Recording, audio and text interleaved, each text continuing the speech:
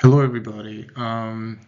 This is my first presentation video about the important critical care echocardiography topics, and I'm currently doing my pulmonary critical care fellowship, and hopefully soon I'll be able to pass my critical care echo boards. I'm almost there. I wanted to share some important videos about the critical care echo and also some clinical implications, how to use the ultrasound in ICU, and how to implement the findings in our care.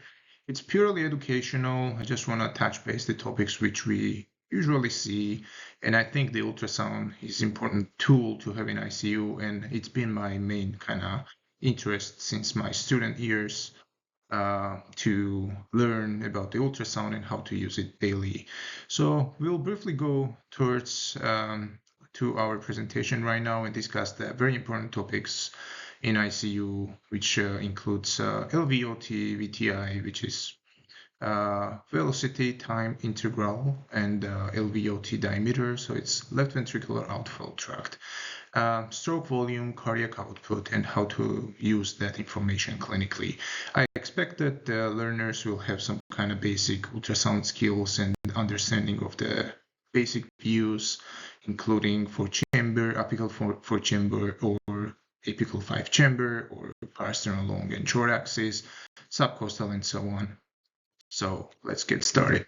So what is VTi? It stands for velocity time integral. So technically, when we try to get this number, what we are really measuring is how far the blood is ejected through to the aorta when the left ventricle is squeezing, right? So if you imagine all these is kind of amount of blood is pushed forward to aorta, we can see how far this blood went through, right? So it comes with the centimeters, right? But if in order to get the volume, we also need something else, right? So that's why we are measuring the diameter of the LVOT, which is technically here. It's a left ventricular outflow tract, right? So we need this technically height or this area in order to see this blood in this area, how far it goes. So that's why we kind of measure these two main things to get the stroke volume.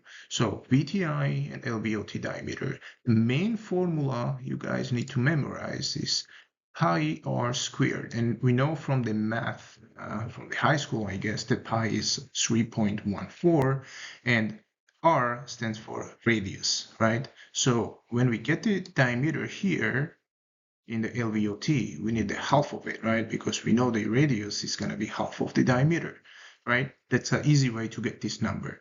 So technically, diameter is kind of doesn't really change, right? We know that in the normal situations, or if there is no specific things, including dynamic obstruction or so on and so on, the diameter should kind of remain the same. And the usual number for the diameter is 18 to 22 millimeters, right? And then when we have the VTi, which technically comes with a number, it's going to be this formula. So we have this pi r squared times VTi, and this will give you the stroke volume. So this is pretty easy, right? We only need like kind of two things in order to calculate the stroke volume. So here, what do we need to get these views are mainly apical five-chamber view. We use the pulse wave Doppler, and you can see here, pulse wave Doppler means that we are localizing the blood flow to a certain area, right? So we need the blood flow exactly here, which technically is the same area as we call LVOT. So, and you can see here, this is going to be the shape of your envelope, and then you should make sure that you are tracing it, okay? It's not only like using velocity marker here. We're going to make sure we are tracing it all the way down. Sorry for my drawings. Go up here, and the machine, the ultrasound machine, will give you the number of VTi. We use the pulse wave Doppler. Don't forget about it. We trace it, and then normal range of the VTi is usually in between 18 to 22 centimeters. So we know that the blood in this area, which is LVOT, goes forward to 18 to 22 centimeters, right? So if you imagine that we have this cylinder of the blood, it's going to be your LVOT VTi, that will give us the stroke volume of the blood, which is technically ejected during each contraction. So another thing we mentioned was the LVOT diameter, right? So we have this diameter here. Usually, as I said, it's like 18 to 22 millimeters. So technically here we have 2 centimeters. We can see VTi here, for example, it's 20, and we have heart rate of 80, right? So we can get a heart rate from the monitor. So if we calculate the stroke volume, so let's see, we want the pi, which we know that it's 3.14. We need the radius, right? It's going to be half of 2, which technically is going to be 1, like this. And then we have VTi here already, right? So if we get the formula, it's going to be 3.14 times 20. So, and it's pretty easy, right? So we already know, I don't want to calculate exactly, but it's about 60 mLs, right? And 60 ml is kind of normal, right? So we know that stroke volume varies in between 60 to 100 to 60 to 120. So it depends how hard the heart is pumping, right? And is there any clinical value of this? Why do we need these numbers? Which is more important in ICU, ejection fraction or cardiac output and stroke volume? Well, for cardiologists, I think the ejection fraction is pretty important for everybody, but in ICU, especially when the patients are in the shock state, we need to see the stroke volume and we need to really see what's the real cardiac output is, right? Because if you see here, for example, we have patient with ejection fraction of 20%, and we know it's pretty low, right? Then if we do the VTi, so we put our pulse wave Doppler in by the aortic valve here, in apical 5-chamber view, and if we trace it all the way down here, we get the VTi of 15. We know it's kind of low, right? But if you calculate based on the heart rate, probably this patient's heart rates are usually like 100, right? To maintain the normal cardiac output. So if it's like 4.5 or 5 liters per minute, it means the patients are fine, right? And we know a lot of people have heart failure with ejection fraction of like 15 to 20, and every day they go to work, right? We know that they have some limitations. They might stop, right? They might catch a breath. They might have some shortness of breath. They cannot go upstairs, right? They always use elevators, for example, but we know that they are functioning, right? So low EF doesn't mean that the patients are not perfusing. So that's pretty important clinical information, right? And then I have another question. Can we have normal ejection fraction with low cardiac output or low stroke volume? Definitely, right? We know the patients with severe hypovolemic shock, or if you have hemorrhagic shock, right? The preload for the left ventricle is going to be so low that you cannot pump out any blood because we don't have one, right? So we don't have enough preload to pump the blood out. So in that case, you might have normal EF, normal, pumping function, but if you don't have your preload, if you don't have the blood which is going to the left ventricle, your VTi is going to be very, very small like this, okay? So that's very important clinical information you can obtain while doing your ultrasound bedside.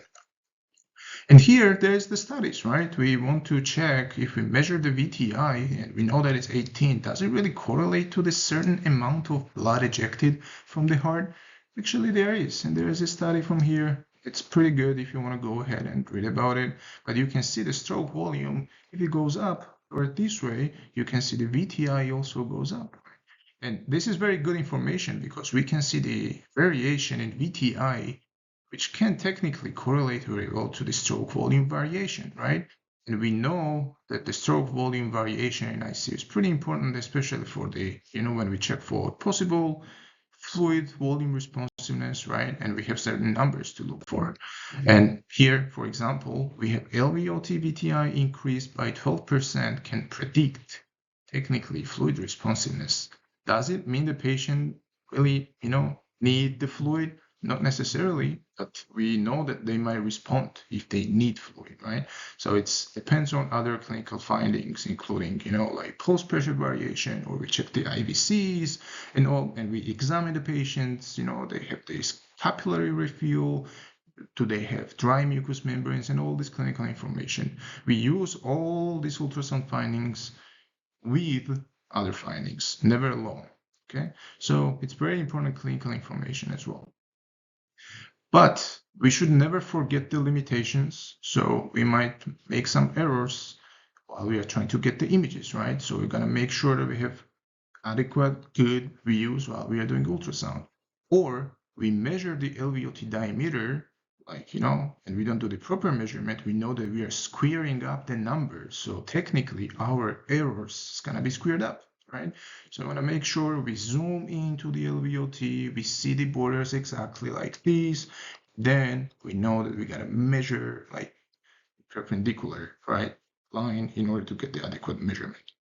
We should know that certain arrhythmias can disrupt our findings, including most common thing is AFib, right? Because we know that the feeling is always different when we have the AFib, because we lose the P waves, right? We lose this atrial kick to fill up the ventricle, right? So every single stroke volume might be different because of the AFib. Or if there's any valvular pathologies, do we have any AI, right? Do we have mechanical valves, prosthetic valves, right? Or if we have any dynamic obstruction of the LVOT, which is different topic, and we'll talk about it later in the future. Okay, and to wrap up, it's very easy to get the stroke volume and the cardiac output in ICU by using ultrasound. You should remember this formula here, pi r squared. Pi is 3.14. We know the radius, and we know how to get this information from the diameter. We just need half of it. And then we will measure our LVOT VTi by using pulse wave Doppler, an apical 5-chamber view, and then we have the formula, right, to calculate the cardiac output. We get our heart rate, we get our stroke volume, multiply, and that's your cardiac output. This information is clinically very useful. We mentioned like few states of shock, for example, hypovolemia, or we have hemorrhagic shock. We might have very good EF, but we might have very low cardiac output, right? And then we should remember the limitations. Thank you so much. Good luck.